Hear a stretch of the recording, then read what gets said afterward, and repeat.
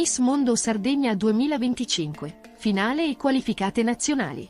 Siete pronti a scoprire il volto e i sogni della nuova Miss Mondo Sardegna 2025 che si prepara a spiccare il volo verso il nazionale?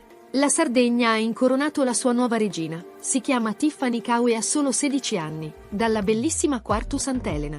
Descrivendola come statuaria, elegante e con un portamento da vera regina, gli organizzatori raccontano come Tiffany abbia letteralmente incantato giuria e pubblico durante la finalissima regionale tenutasi al teatro di Elmas. Ma dietro la bellezza c'è un grande sogno, quello di costruire un futuro nel mondo della moda, e questa vittoria rappresenta per lei il primo, importantissimo passo su quella strada.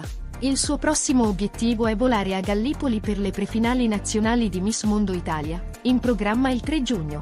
Ma Tiffany non sarà sola in questa emozionante avventura. Insieme a lei, partiranno altre 4 talentuose ragazze selezionate durante la finale regionale.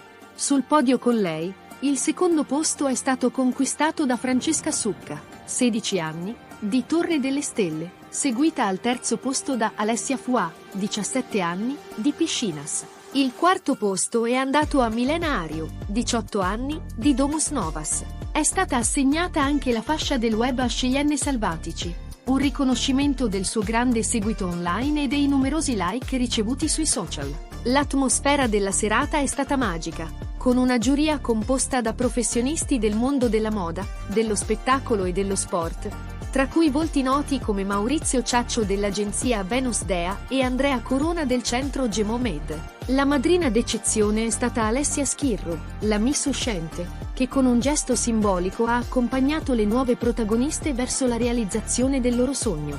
Marcella Piano, responsabile regionale del concorso, ha espresso tutta la sua emozione, sottolineando come ogni anno questo percorso ci regala emozioni nuove.